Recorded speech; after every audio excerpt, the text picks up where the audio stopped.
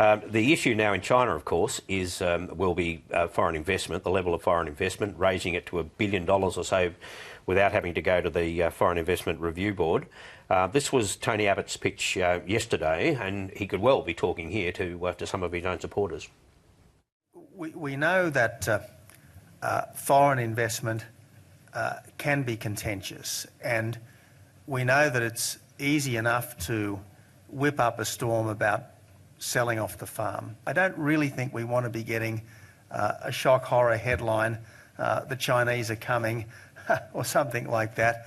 What we are trying to do here is to deepen a strong friendship, to further build on what the Chinese like to describe as a strategic partnership, to try to give both countries what has been described as a strong win-win outcome. Laura? It's interesting that one of the big foreign investment issues, Barry, you remember, was that they were going to look at the property register, who has to register to buy property, which is a big thing for the Nationals.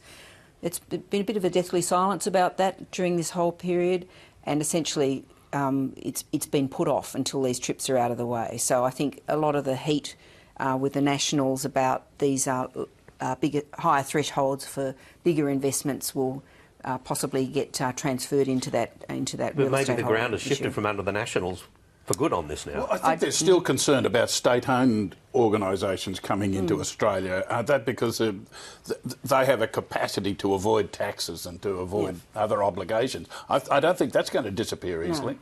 And it's a really hot issue with the National Party. And remember earlier this year where the House Economics Committee said that it was going to look at property investment in Sydney and Melbourne because of Chinese investors. But an almost hysterical call from someone in the National Party saying, when it's in their electorates and it's their people it matters, and it doesn't matter when it's in ours. So I think this has got a long way yet to run. Where I think he did